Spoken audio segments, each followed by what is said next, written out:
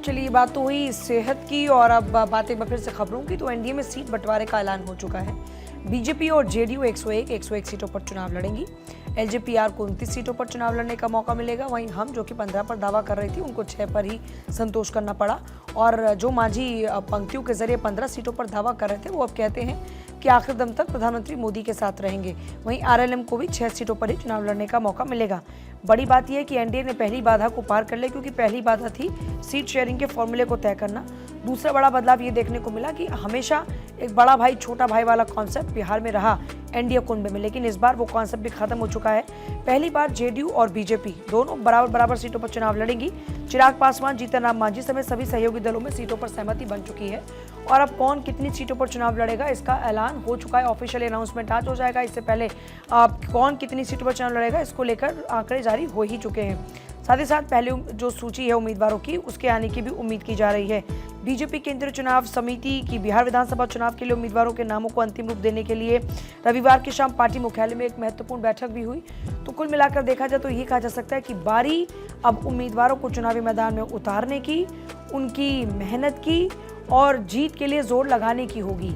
क्योंकि जैसा हमने जिक्र किया था कि जो पहली बाधा थी सीट शेयरिंग का फॉर्मूला, क्योंकि सीट शेयरिंग के फॉर्मूले को लेकर लगातार खींचतान चल रही थी। सोचिए, 9-9 घंटे 10-10 घंटे बैठकों का दौर चल रहा था, लेकिन उसके बाद भी ऐलान नहीं हो पा रहा था। लेकिन कल पिक्चर साफ हो जाती है और कल तस्वीर साफ होने के साथ ही ये पता लग चुका है कि 29 सीटें एक तरफ जब चिराग पासवान की पार्टी के पास होंगी, तो वहीं 6-6 और दोनों पार्टी के पास, बाकी 101 बीजेपी और जेडीयू के पास में रहेंगी।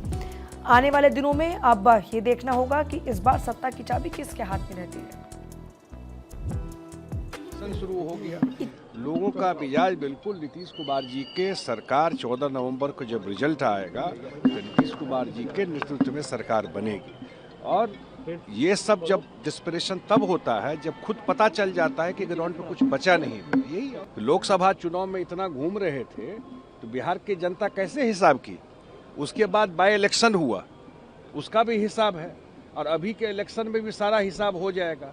चुनाव के समय में कुछ लोग उछल कूद करते रहते हैं टिकट के लिए, लेकिन जो नीतीश कुमार जी ने काम किया, लार्जर इशू ये है, उसके बारे में पब्लिक का क्या ओपिनियन है या एनडीए के बारे में लोग क्या समझते हैं।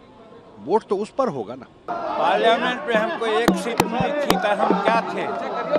पार्लियामेंट में हमको एक सीट मिली थी तो हम क्या थे, नाराज थे। वैसे यहाँ अगर 6 सीट की बात की गई है तो आला कमान का निर्णय है, उसको हम सिरोधार्य करते हैं। दूसरे को क्या मिली है ये तो हमारे आला कमान समझ सकते हैं, लेकिन ये बात सही है कि हमको जो मिला है हम लोग सब संतुष्ट हैं। हमारे लोग अभी वहाँ प्रेस कॉन्फ्रेंस में जाएंगे। सरकार की कोई शिकायत नहीं है।